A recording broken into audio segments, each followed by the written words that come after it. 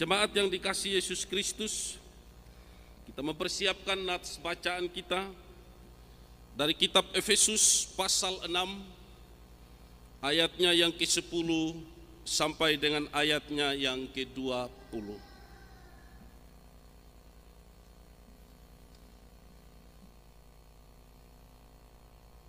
Sebelum kita membaca dan merenungkan sabda Tuhan, marilah kita berdoa. Bapa yang kami kenal dan kami sembah di dalam Tuhan Yesus, Bapa yang begitu mengasihi kehidupan kami, saat ini Bapa, kami ingin mendasari persekutuan kami dengan kami mau membaca dan merenungkan firman-Mu. Di dalam segala ketidaktahuan kami, di dalam segala keterbatasan kami mohon urapan Roh-Mu yang kudus menguasai hati dan pikiran kami, sehingga firman Tuhan oleh otoritas Roh-Mu yang kudus memberkati, meneguhkan, menegur, dan memulihkan kami semua. Di dalam nama Tuhan Yesus, firman dan kebenaran itu kami memohon. Amin. Efesus pasal 6 ayat 10 sampai dengan ayatnya yang ke-20. Demikian sabda Tuhan, perlengkapan rohani. Akhirnya hendaklah kamu kuat di dalam Tuhan, di dalam kekuatan kuasa-Nya. Kenakanlah seluruh perlengkapan senjata Allah, supaya kamu dapat bertahan melawan tipu muslihat iblis. Karena perjuangan kita bukanlah melawan darah dan daging, tetapi melawan pemerintah-pemerintah, melawan penguasa-penguasa, melawan penghulu-penghulu dunia yang gelap ini, melawan roh-roh jahat di udara. Sebab itu, ambillah seluruh perlengkapan senjata Allah, supaya kamu dapat mengadakan perlawanan pada hari yang jahat itu dan tetap berdiri sesudah kamu menyelesaikan segala sesuatu. Jadi berdirilah tegap, berikat pinggangkan kebenaran, dan berbaju sirahkan keadilan. Kakimu berkasutkan kerelaan untuk memberitakan Injil damai sejahtera. Dalam segala keadaan pergunakanlah perisai iman, sebab dengan perisai itu kamu akan dapat memadamkan semua panah api dari si jahat. Dan terimalah ketopong keselamatan dan pedang roh, yaitu firman Allah. Dalam segala doa dan permohonan, berdoalah setiap waktu di dalam roh, dan berjaga-jagalah di dalam doamu itu dengan permohonan yang tak putus-putusnya untuk segala orang kudus. Juga untuk aku, supaya kepadaku jika aku membuka mulutku, dikaruniakan perkataan yang benar, agar dengan keberanian aku memberitakan rahasia Injil yang kulayani sebagai utusan yang dipenjarakan. Berdoalah supaya dengan keberanian aku menyatakannya sebagaimana seharusnya aku berbicara. Demikianlah sabda Tuhan. Salam untuk kita semua. Hidup Kristiani Bapak Mama adalah peperangan melawan setan.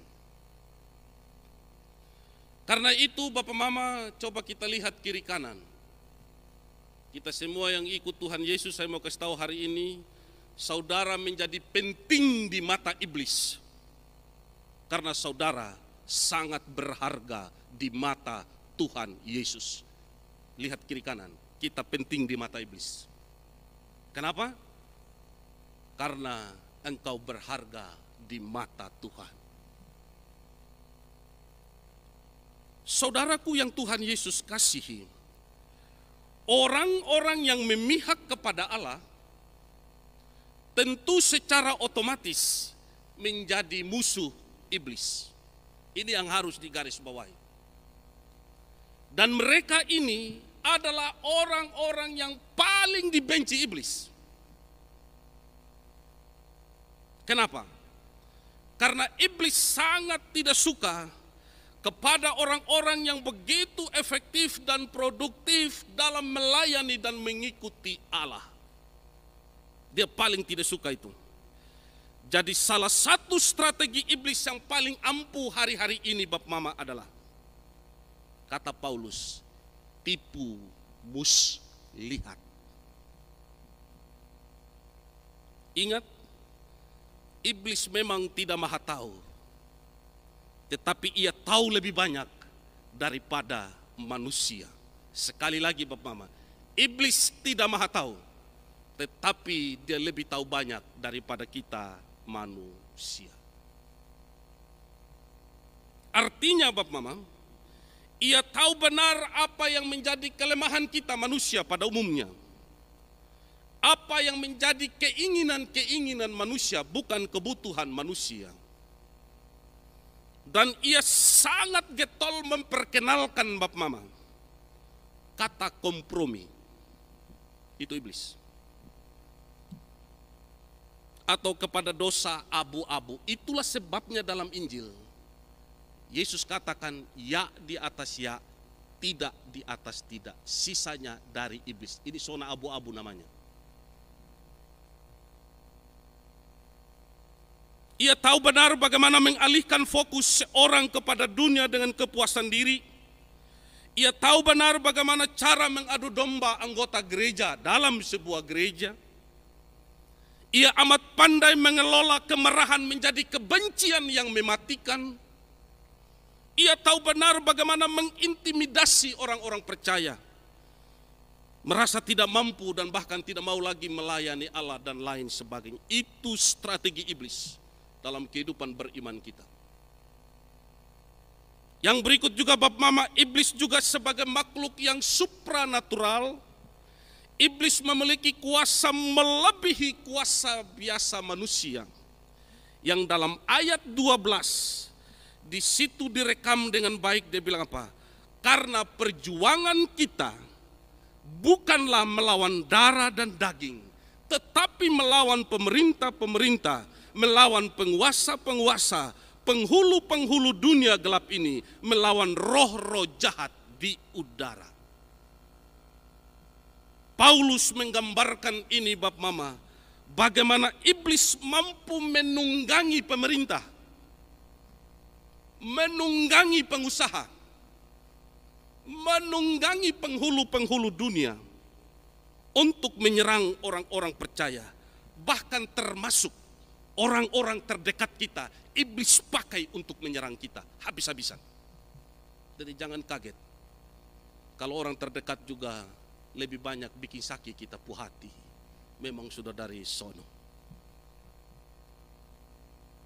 Paulus sendiri mengalami apa yang namanya pernah dipenjara, pernah disesah, pernah tahu kelaparan, pernah tahu kedinginan dan lain sebagainya. Semua hanya karena mempertahankan iman. Itulah sebabnya Paulus meneriakan sebuah kata iman dalam bacaan hari ini. Dia bilang bertahanlah. Yang dalam bahasa Yunani stenai, artinya berdiri dan bertahanlah. Diucapkan Paulus dalam bacaan ini 4 kali Bapak Mama. Itu berarti ada sesuatu yang sangat penting yang Paulus mau katakan. Karena itu Bapak Mama, dalam bacaan ini ketahuilah, iblis bukan tandingan yang seimbang oleh orang percaya. Karena itu setiap kita yang ingin bertahan sampai akhir dalam peperangan iman, ada 3 prinsip yang dibentangkan Paulus yang harus kita miliki dalam hidup hari-hari ini. Pertama ialah bersandar kepada Tuhan dalam kuat kuasanya. Ada 4 kuasa Tuhan yang Tuhan kasih bagi manusia.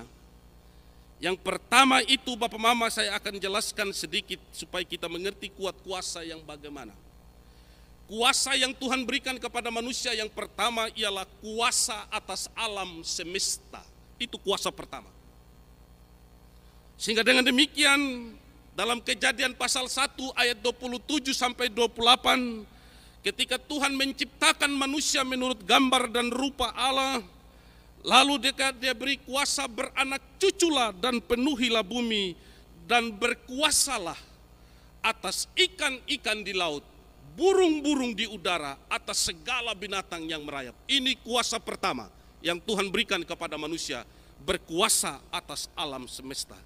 Ini yang dikenal dalam bahasa teologi bilang Bapak Mama, mandat kebudayaan.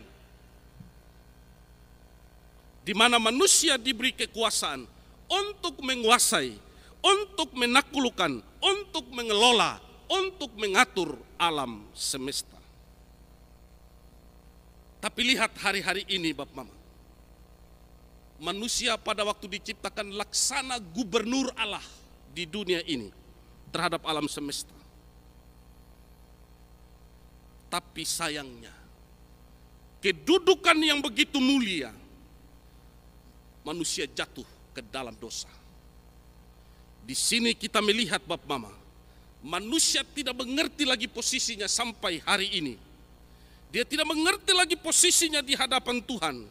Sehingga kejatuhan manusia ke dalam dosa itu diawali dengan keinginan menjadi sama seperti Allah. Ini membuktikan manusia telah bergeser dari posisi yang ditetapkan Allah. Sehingga lihat hari-hari ini Bapak Mama, ini yang dikatakan oleh John Calvin, bahwa manusia yang jatuh dalam dosa dikenal dengan istilah kebejatan total. Tidak ada satupun yang layak di hadapan Tuhan. Karena itu Bapak Mama, sampai sendiri karena kebejatan total, dia lupa bahwa dia penguasa alam. Tapi sekarang yang ada dalam dirinya Bapak Mama adalah, dia bukan lagi penguasa alam, tetapi alamlah yang berkuasa atas dia.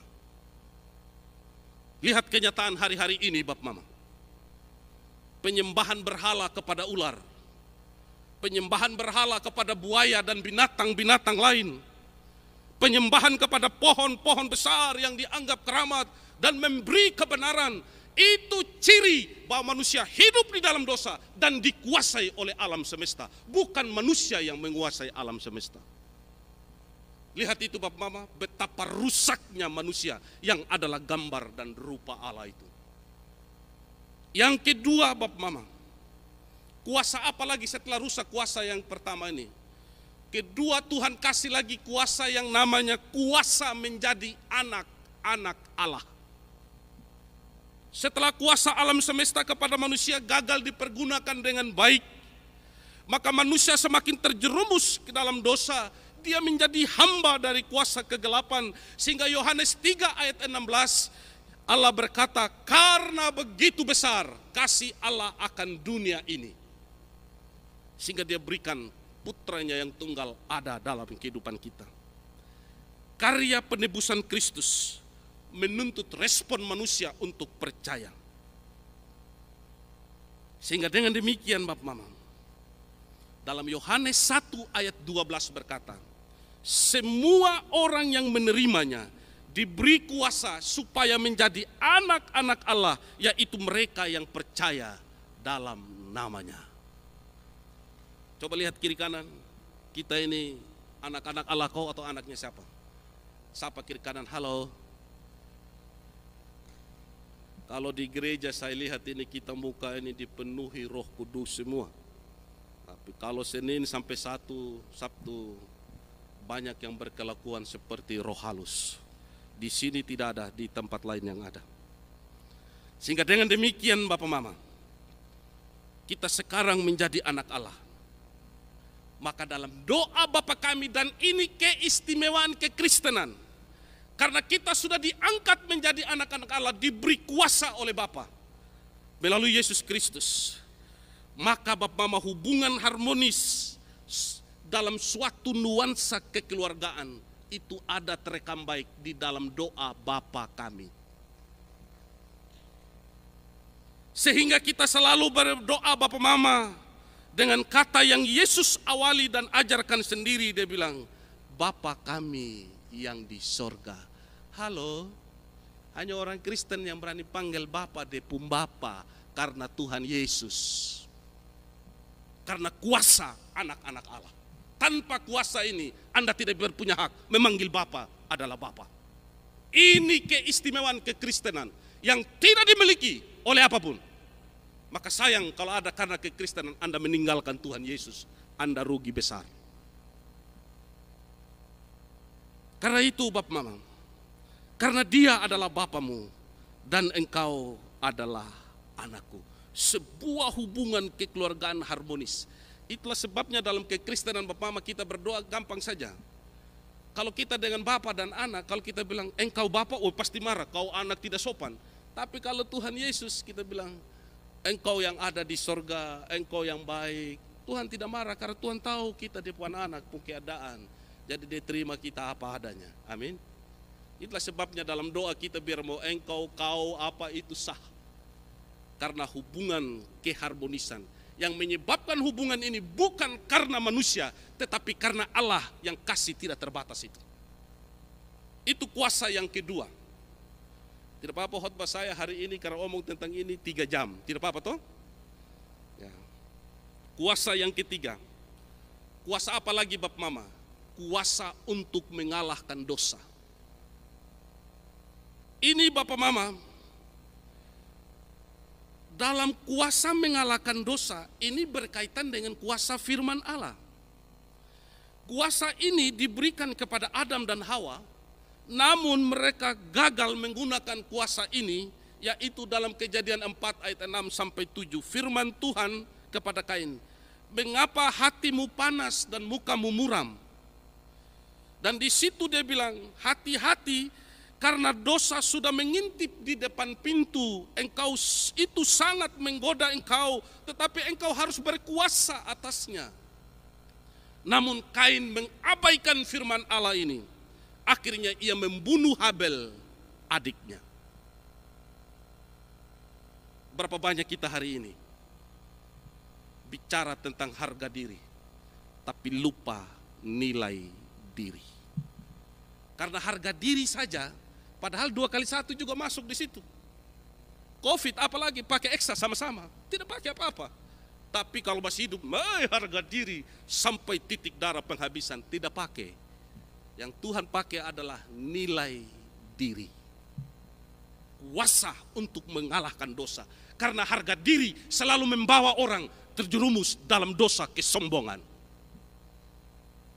Halo? Kalau bicara tentang nilai diri, akan selalu membawa orang pada sikap perendahan diri dan mau mengalah. Ini yang saya mau bilang. Jadi keadaan semacam itu Bapak Mama, puncaknya Bapak Mama adalah penebusan di kayu salib. Yesus menang atas dosa. Dalam Roma 6 ayat 6 sampai 14 dapat dibaca sendiri. Sehingga di situ dikatakan di ayat yang terakhir, sebab kamu yang dalam Kristus tidak lagi dikuasai oleh dosa, karena kamu tidak berada di bawah hukum Taurat, tetapi di bawah kasih karunia. Itu kuasa mengalahkan dosa. Jadi karena itu Bapak Mama, dalam hidup ini ada 2 model jenis dosa Bapak Mama. Saya kasih tahu hari ini, yaitu jatuh dalam dosa dan hidup dalam dosa. Coba kita rekam hari ini, kita ada di posisi mana? Yang jatuh dalam dosa kah atau yang hidup dalam dosa? Itu 2 status saja hari-hari ini. Jatuh dalam dosa artinya Bapak Mama, suatu dosa yang dilakukan di luar perencanaan kita tanpa sadar. Sedangkan hidup dalam dosa ini menunjukkan kepada dosa yang dilakukan karena kesenangan. Sudah tahu judi tidak bagus tapi tetap main judi. Kira-kira gitu. Sudah tahu selingkuh tidak bagus, tapi karena mama tidak tahu tetap selingkuh, kira-kira begitu. Itu kesenangan, itu namanya hidup dalam dosa, bukan jatuh dalam dosa. Makanya saya selalu bilang di Kristen ini dosa itu hanya 2 saja yang paling besar dalam kehidupan orang Kristen. Dosa selangkah dan selingkuh. Selangkah artinya belum nikah sudah sama-sama, itu selangkah, dosa selangkah. Makanya mengaku dosa. Selingkuh artinya sudah ada yang Tuhan kasih, masih tambah yang lain. Itu begitu. Jadi dosa kekristenan hanya 2 garis besar Bapak Mama. Selangkah dan selingkuh. Tinggal kita baku lihat saja, ini muka yang bagaimana. Karena itu Bapak Mama, oleh kuasa dosa inilah, maka Yesus turun dan dia beri kita kuasa mengalahkan dosa. Kalau ada saudara yang tidak bisa mengalahkan dosa dalam kehidupanmu, kemungkinan Anda bukan pengikut Kristus. Karena itu kalau ada yang tidak mau mengampuni saudaranya, kemungkinan Anda boleh beribadah, tapi Anda bukan pengikut Kristus. Sehingga akhirnya nanti Yesus bilang apa? Tuhan, saya membuat mujizat. Tuhan bilang, tidak pakai. Yang melakukan kehendak Bapakku, dialah saudaraku laki-laki dan dialah saudaraku perempuan. Kita renungkan baik ini Bapak Mama. Dan kuasa yang terakhir, karena saya harus pindah pada poin kedua. Kuasa apa lagi Bapak Mama setelah mengalahkan dosa? Kuasa yang terakhir ialah kuasa bersaksi dan melayani. Ini yang disebut oleh Yesus amanat agung. Dalam Matius 28 ayat 18 sampai 20, kepadaku telah diberikan segala kuasa di sorga dan di bumi. Karena itu pergilah, jadikanlah semua bangsa muridku. Dan seterusnya. Dan Tuhan memberi catatan memang di situ. Dan ketahuilah, aku senantiasa menyertai kamu sampai kepada akhir zaman. Karena itu Bapak Mama, kamu akan menerima kuasa roh. Kalau Roh Kudus turun atas kamu, kamu akan menjadi saksiku dari Yerusalem, Yudea, Samaria, sampai ke ujung-ujung bumi. Bapak Mama, Tuhan suruh kita hari ini untuk menjadi agen pemberitaan Injil. Umur berapa kita hari ini, kita hitung berapa tahun lagi masa hidup kita. Kalau Anda tidak pergi memberitakan Injil, sia-sialah kehidupanmu. Selama kuat, Tuhan kasih kesempatan. Buat waktu buat Tuhan untuk pekabaran Injil. Jangan takut dengan corona. Jangan berpedoman pada corona. Karena ada Injil yang berkuasa atas corona. Corona boleh mewabah, Injil tetap merambat untuk menjadi pemenang. Karena itu Bapak Mama, saya minta ada 4 kuasa Tuhan berikan. Dan kuasa terakhir, harus bisa bersaksi dan melayani. Banyak bapak-bapak di rumah tidak bisa berdoa. Sebelum kita selesai di dunia, belajar untuk menjadi saksi iman bagi keluarga dulu dari Yerusalem. Beres keluarga baru sampai ke ujung bumi. Jangan tidak beres keluarga kau mulai dari ujung bumi pulang keluarga tidak ada semua. Lalu datang pendeta mendoakan bilang ini sudah sapu salib Bapak. Saya bilang itu bukan kopu salib, kopu bodoh. Tuhan bilang dari Yerusalem baru ke ujung bumi, engkau start dari ujung bumi pulang Yerusalem, orang tidak ada semua. Ya. Ini Bapak Mama, kuasa yang Tuhan berikan untuk kita kalahkan dalam kehidupan. Karena itu melalui firman Tuhan hari ini, ada asas tahu diri terjadi. Orang percaya sangat terbatas dan memiliki banyak kelemahan dan rentan diserang oleh iblis. Tetapi ketika kita menempatkan diri pada 4 kuasa ini, saya percaya Bapak Mama, Anda akan mampu bertahan melewati ini semua. Ini poin yang pertama, kenakan kuat kuasa. Yang kedua, apalagi yang kita harus buat Bapak Mama? Mengenakan seluruh perlengkapan senjata Allah. Ikat pinggangkan kebenaran. Kenapa ikat pinggang itu Bapak Mama? Sebenarnya ikat pinggang itu melekat dengan seragam sekaligus tempat menyandang pedang. Dengan demikian, ketika pedang ada di sini, dia bebas bergerak kemana saja. Orang lain mungkin, Bapak Mama, akan menebak dan menerka masalah hidup yang sedang kita hadapi. Tetapi orang Kristen yang hidup dalam kebenaran akan secara bebas dan cepat karena kebenaran ada di dalam dirinya. Orang bisa tebak kita siapa Bapak Mama? Tapi kalau orang Kristen sungguh-sungguh dalam kebenaran, orang akan lihat bilang, aduh saya boleh berpikir dia model begitu, ternyata dia tidak begitu. Itu yang namanya berikat pinggangkan kebenaran. Dan yang berikut Bapak Mama, berpakailah baju sirah, yaitu keadilan. Ingat Bapak Mama, kebenaran dan keadilan satu paket. Di mana ada kebenaran, di situ ada keadilan.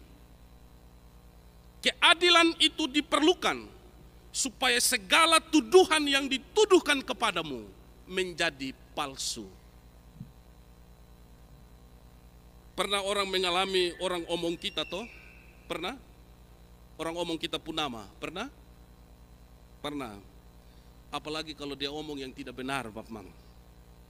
Sehingga kadang-kadang kita sekali-kali, kan apalagi FB ini, klarifikasi mulai di FB. Di FB dia tulis bilang begini, kalau tidak tahu tentang saya, jangan omong tentang tahu. Karena setan paling suka orang tidak tahu apa-apa, tapi omong tentang tahu. Kira-kira statusnya begitu. Ditaruh di wall FB. Tinggal dia kawan yang satu partai dengan dia bilang, amin, Tuhan, hanya Tuhan yang tahu. Kira-kira begitu. Bapak Mama, lakukan segala sesuatu dengan keadilan dan kebenaran. Kenapa Bapak Mama? Karena kebenaran dan keadilan itu satu paket. Kalau hidupmu sungguh-sungguh dalam kebenaran dan hidupmu sungguh adil, saya rasa suatu saat tuduhan akan menjadi palsu. Adil bukan sekedar berbagi secara merata Bapak Mama. Adil itu ialah engkau menuntut hak, laksanakan kewajiban, itu adil.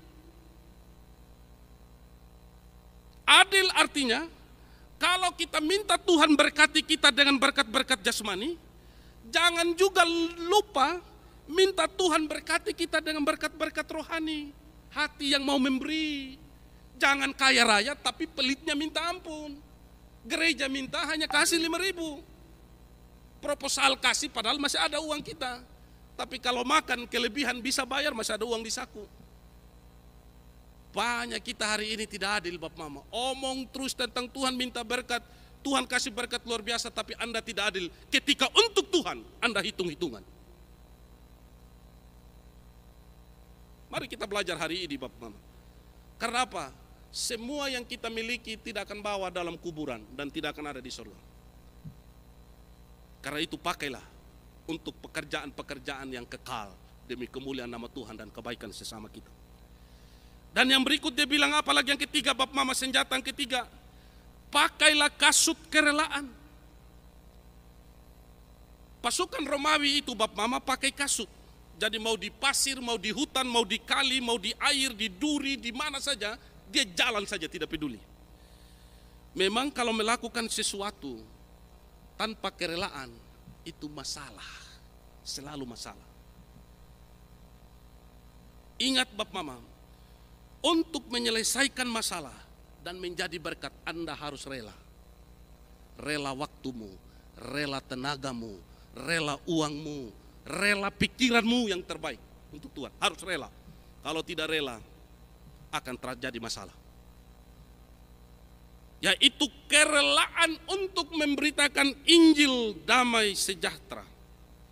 Memberitakan Injil damai sejahtera Bapak Mama butuh rela. Kenapa? Karena begitu kita sampaikan Injil kebenaran, Anda akan lebih banyak ditolak daripada diterima. Amin. Karena itu Bapak Mama, kalau mau diterima kasih enak terus telinganya jemaat. Tapi kalau mau ditolak, nyatakan kebenaran. Jemaat tolak, Tuhan Allah terima engkau. Karena itu Bapak Mama, Injil itu kenapa banyak orang menolak? Karena tidak boleh pas dari dunia.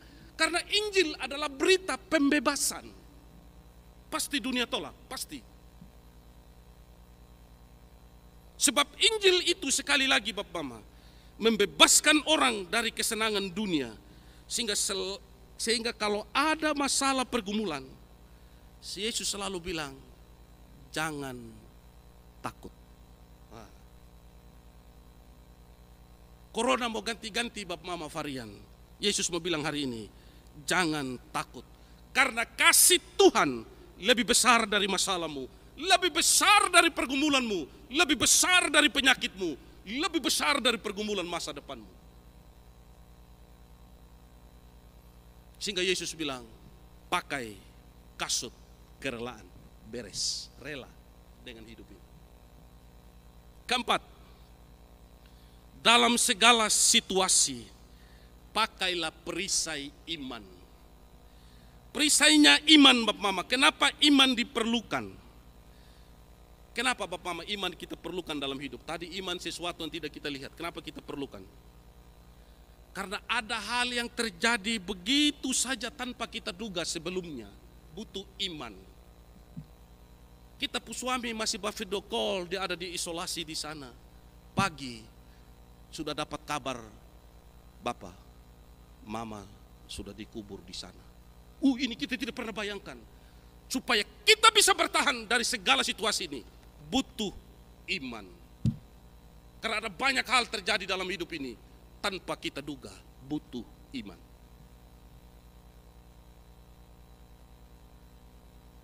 Ini pagi baru saya bertemu dengan dia sukacita. Ternyata siang Bapak Sumati, butuh iman. Apalagi masa pandemi ini. Kalau imanmu tidak kuat, Anda akan terpuruk dalam kesedihan dan tidak terima kenyataan. Itu menambah masalah baru. Karena dia terjadi begitu saja tanpa rencana kita Bapak Mama. Maka Tuhan bilang selama hari hidup pakai perisai iman. Supaya kita bisa melihat apa maksud Tuhan dari persoalan ini. Kalau lagi baik-baik, aduh shalom. Kalau sehat-sehat, diberkati selalu. Aduh baik-baiknya. Tapi begitu ada masalah, dia bilang, Tuhan ada di mana? Maka Tuhan bilang, butuh perisai iman. Iman itulah yang membedakan kita dengan orang lain dalam menanggapi persoalan tak terduga ini. Setelah itu senjata yang kelima Bapak Mama. Ayat 17. Terimalah ketopong keselamatan. Kenapa dia bilang terimalah? Bukan pakailah ketopong keselamatan. Ketopong itu Bapak Mama ini seperti yang terbuat dari logam untuk melindungi wajah. Kenapa ayat ini tidak bilang pakailah atau gunakanlah. Tapi dia bilang terimalah ketopong keselamatan. Kenapa Bapak Mama? Karena hari ini jika Anda masih ada hari ini, semata-mata karena anugerah keselamatan dari Tuhan yang kita terima gratis. Sehingga ayat ini bilang terimalah, bukan pakai. No. Untuk mengingatkan kita sedetik hidupmu karena Tuhan. Karena itu Bapak Mama, di situ dikatakan kenapa kepala harus diberi ketopong keselamatan oleh Tuhan.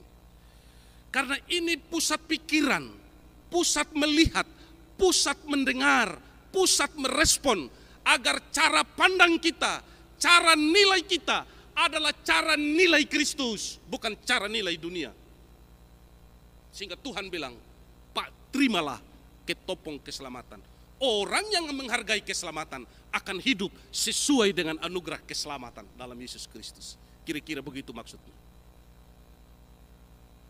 Nah, karena itu Bapak Mama, melalui firman Tuhan ini, senjata yang terakhir adalah pedang roh, yaitu firman Allah. Untuk menjadi senjata kita untuk menahan serangan dosa, sekaligus senjata untuk kita bisa menyerang dosa-dosa dunia. Sebagaimana pedang berguna di tangan prajurit, demikian juga firman Allah dalam diri orang beriman. Kenapa Bapak Mama? Perjuangan ilahi tidak mungkin menang tanpa firman Allah.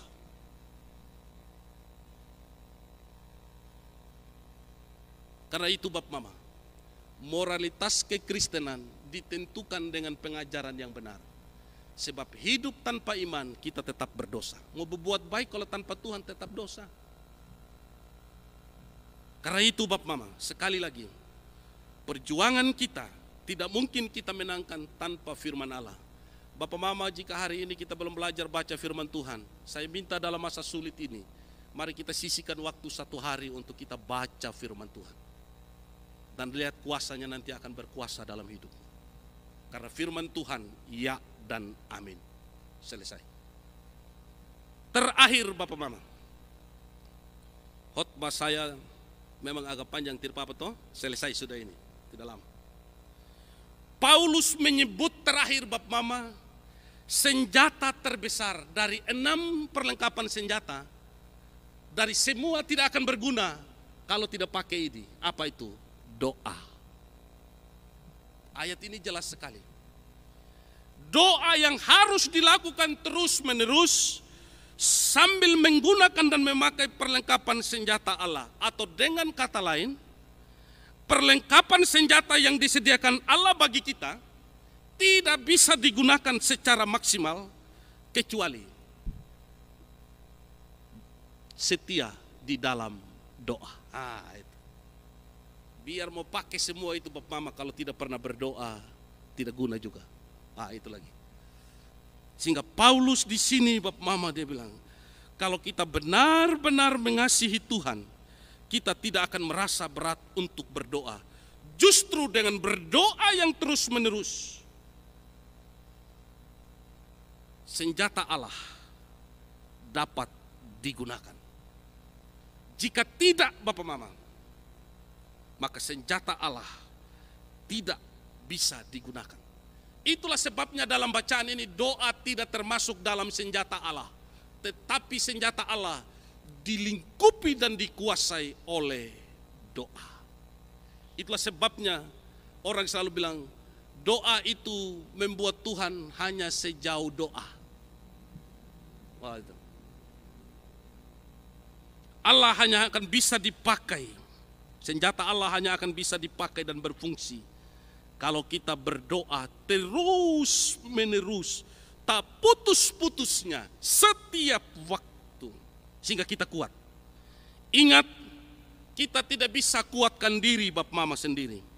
Kita hanya bisa dikuatkan, yaitu kalau kita bergantung dan bersandar kepada Tuhan dengan banyak berdoa. Menyikapi pandemi ini tidak ada cara lain yang lebih hebat Bapak Mama supaya Tuhan lindungi. Berdoa terus menerus, pasti Anda akan aman. Dan pasti juga Anda akan mampu melewati itu semua. Terakhir Bapak Mama, jadi untuk siapa kita berdoa? Atau untuk apa berdoa? Pertama, berdoa untuk kepentingan diri sendiri. Kedua, untuk kepentingan orang lain. Efesus 6 ayat 18 tadi dia bilang, karena peperangan melawan setan bukan individual, tetapi perang melawan seluruh gereja, seluruh orang percaya. Itulah dikatakan oleh Paulus, doakan juga bagi saudara-saudara seiman. Karena itu Bapak Mama, kita tidak boleh tidak peduli terhadap orang lain yang seiman, tapi kita harus saling mendoakan. Bukan saling menggigit, saling mendoakan. Contoh Bapak Mama, pahlawan yang benar, tentara yang baik, yang pada korpsnya, tidak meninggalkan temannya yang terluka, tapi berusaha menolongnya. Ada di sini tentara toh? Kalau operasi di Papua, satu kena tembak, mereka berusaha mau dia mati, yang penting bawa pulang, berusaha bawa pulang dia jenazah, kalau perlu nyawa taruhan supaya bisa dievakuasi. Itu pahlawan yang benar. Tapi kalau penjahat Bapak Mama, membiarkan tawanan yang terluka, kalau perlu dia sudah tidak bisa tembak kasih mati lagi. Itu penjahat. Saudara dan saya seperti yang mana kalau di gereja? Kalau kawanmu jatuh, maukah kita sesah dia supaya dia mati atau angkat dia? Saudara pilih yang mana? Doa Paulus hari ini bukan supaya kita saling menghilangkan, tapi kita saling mendoakan supaya kembali menemukan dirinya di dalam Kristus. Yang kedua Bapak Mama, terakhir, berdoa untuk apa? Yang ketiga, untuk hamba Tuhan. Ayat 18, dan dalam segala doa dan permohonan berdoalah setiap waktu Dan ayat 19, juga untuk aku, supaya kepadaku jika aku membuka mulutku, dikaruniakan perkataan yang benar, agar kebenaran dengan keberanianku, aku memberitakan rahasia Injil. Ingat Bapak Mama, Paulus saja ini seorang teolog yang besar, tapi dia tetap minta didoakan oleh jemaat. Supaya apa Bapak Mama? Supaya pemberitaannya tetap benar. Dan kedua, supaya dia berani memberitakan yang benar, walaupun dia tidak diterima. Itu Paulus. Karena itu Bapak Mama, kenapa saya sampaikan Paulus memberi catatan bagi kita hari ini? Karena apa? Bahwa setan lebih senang kalau satu hamba Tuhan jatuh daripada 100 jemaat yang jatuh. Halo? Kenapa Paulus katakan doakan buat saya? Karena salah satu serangan setan terbesar ada pada hamba Tuhan. Satu hamba Tuhan rusak, itu setan lebih senang daripada 100 jemaat yang rusak. Karena apa? Karena kalau gembalanya sudah rusak, tentu kawanan dombanya akan tercerai-berai dan mudah dikuasai. Karena itu Bapak Mama, di masa-masa pandemi ini, ada pembatasan semua hal. Tapi para hamba Tuhan, pendeta, majelis, guru Injil tidak dibatasi melayani. Doakan buat mereka, jangan menertawakan mereka. Jangan lagi bilang, dia saja yang suka cari itu. Jangan, kau doakan. Karena apa? Dia pertaruhkan nyawanya untuk pelayanan. Yang lain ditutup semua, tapi pendeta jalan terus. Sebab kalau tidak, jemaat mulai SMS, kalau bisa honor dikasih kecil karena mereka kurang pelayanan. Tidak ada di sini, di tempat lain. Karena saya kepala perwakilan tahu itu. Pendeta sudah kurang kerja Bapak Pendeta. Karena itu gaji mereka kami kasih kecil hari ini. Karena lebih banyak dia di rumah, bukan di jemaat. Padahal dia tidak pergi, bukan tidak pergi melayani. Karena ada pembatasan. Bapak Mama, jangan selalu berpikir bayar pendeta itu karena pelayanannya, tidak. Tata gereja mengingatkan pembayaran terhadap sebuah hamba Tuhan karena jabatannya, bukan karena pelayanannya. Maka dalam tata gereja kalau ada pendeta bermasalah, dia digembalakan khusus, dia berhenti melayani, tapi pemeliharaan hidupnya tetap diberikan karena jabatannya. Mama dong yang kasih jabatan, jadi karena itu kasih hidup sama kami. Jangan bilang, woi dia makan gratis, makanya pendeta Theo perut besar, semakin besar karena corona tinggal banyak di rumah. Tidak apa-apa, itu tanda kesuburan. Padahal saya juga ada tidak makan malam Bapak Mama supaya saya kurangi, karena dokter Dedi bilang 98 dengan Bapak pun tinggi tidak sehat. Karena itu doakan saya, semoga saya bisa kurus. Itulah sebabnya kemarin istri saya bilang, Pak Pendeta, itu baju-baju semua yang sudah tidak pas lagi, kasih sudah di orang miskin. Saya bilang sama dia, Ina, saya masih berpengharapan. Saya tidak kasih ini baju-baju karena suatu saat saya pasti akan langsing kembali. Amin Bapak Mama, harus punya pengharapan, langsing. Karena itu biarlah melalui firman Tuhan ini, Paulus meminta untuk kita saling dukung dalam doa, agar perkenanan Allah boleh terus menyampaikan rahasia karyanya bagi jemaat dan dimanapun kita berada. Akhir dari khotbah saya, catat baik ini Bapak Mama, setan tidak dapat mencegah Allah menjawab doa-doa kita. Tetapi dia akan berusaha mencegah kita untuk meminta kepada Allah melalui doa. Jadi kalau ada malas berdoa, kemungkinan setan yang bilang, jangan kau berdoa, kau tidur saja. Akhirnya tidur malam, jalan terus, rugi sendiri. Terpujilah nama Tuhan. Amin. Kita naikkan pujian untuk mengaminkan khotbah ini dari Kidung Jemaat 53 ayat 1 dan 2.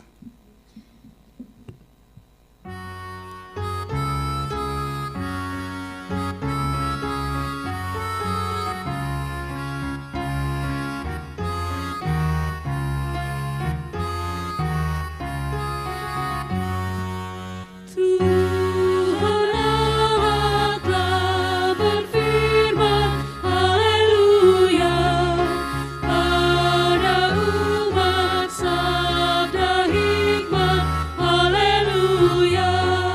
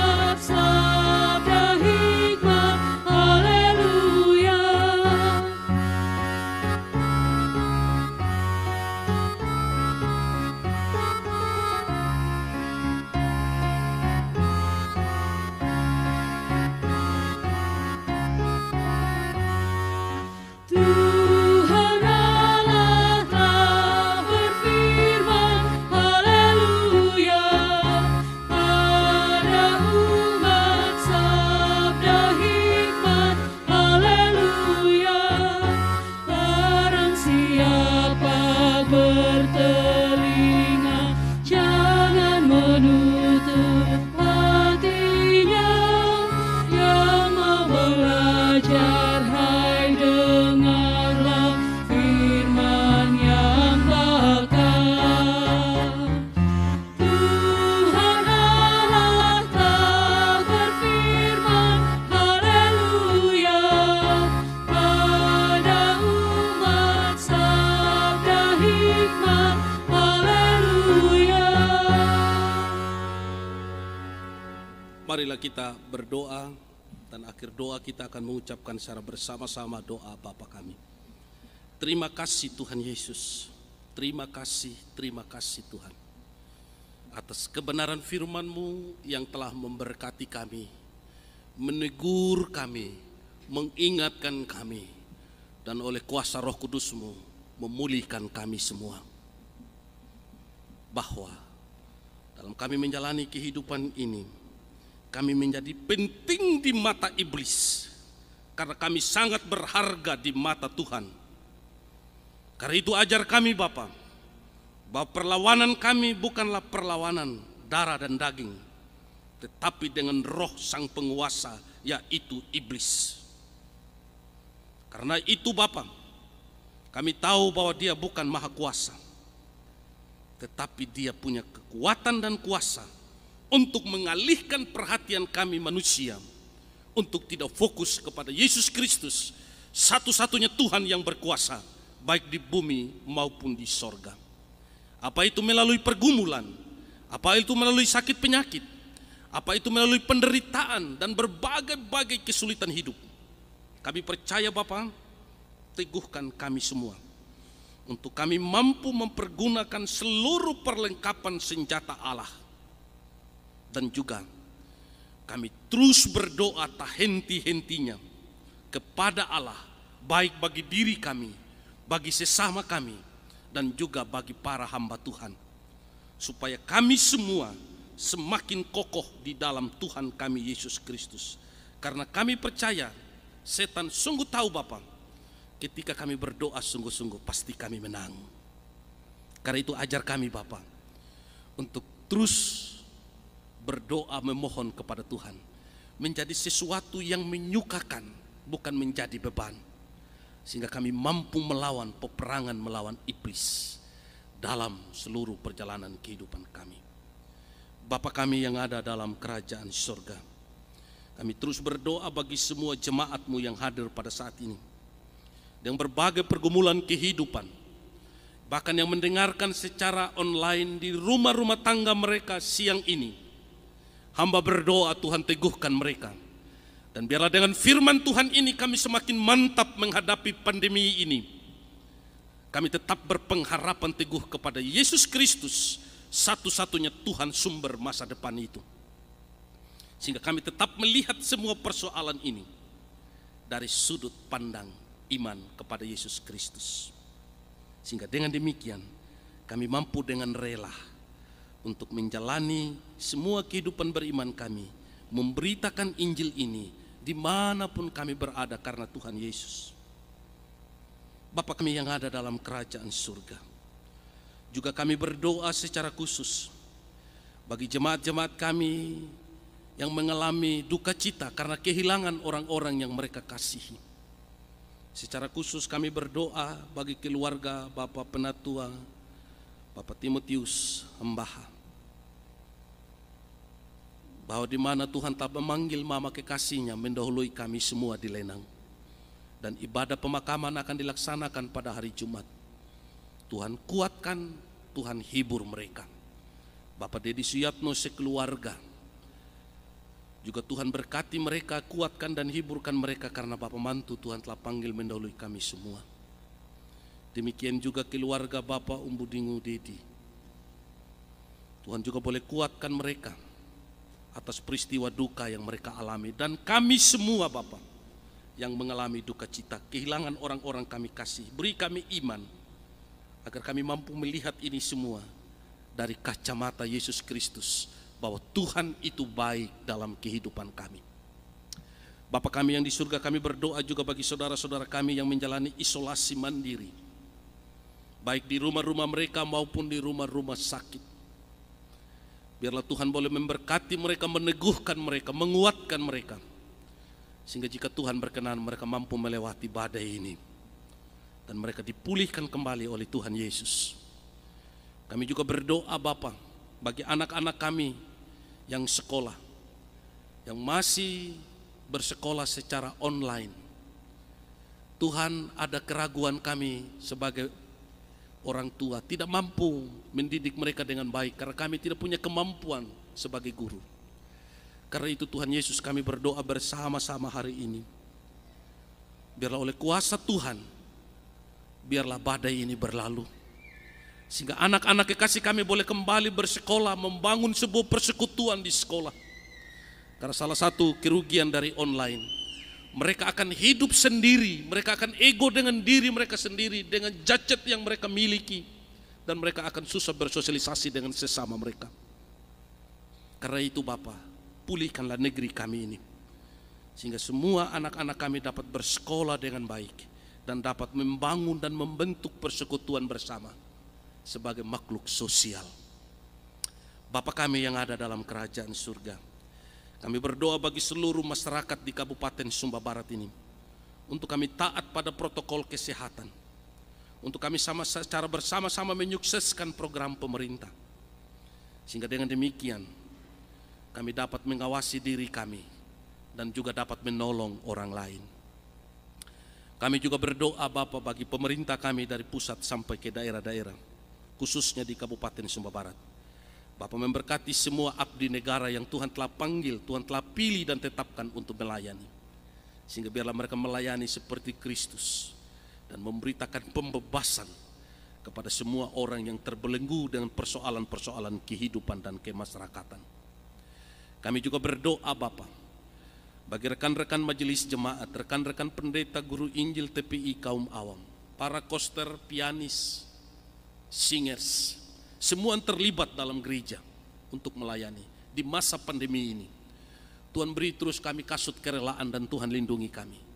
Sehingga walaupun corona menderu, kami tetap setia melayani Tuhan dengan penuh hikmat dan bijaksana. Bapa kami yang di surga, kami berdoa juga bagi keluarga kekasih kami yang telah membaptis anak. Tuhan terus memberkati hidup mereka dan jadikanlah mereka keluarga ilahi. Sehingga melalui keturunan mereka, lahirlah anak-anak ilahi yang membawa pembaharuan bagi masyarakat ini dan bagi gerejamu. Bapa kami yang ada dalam kerajaan surga, seluruh perjalanan kehidupan kami di minggu kerja yang baru ini, kami serahkan dalam tangan cinta kasih-Mu. Sempurnakan doa kami, dan sebagai bentuk ungkapan syukur kami Bapa, kami telah memberikan persembahan di kotak-kotak persembahan. Bapa memberkati persembahan ini, agar menjadi persembahan yang berbau harum bagi hormat dan kemuliaan nama Tuhan.